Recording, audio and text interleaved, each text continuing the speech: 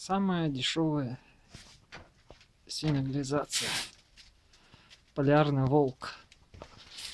Вот все, что входит в ее в комплект.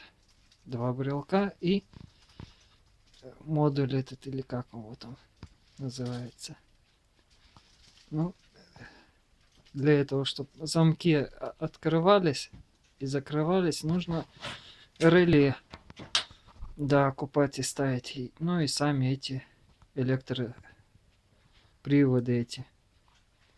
Так что вот такая вот сигналка.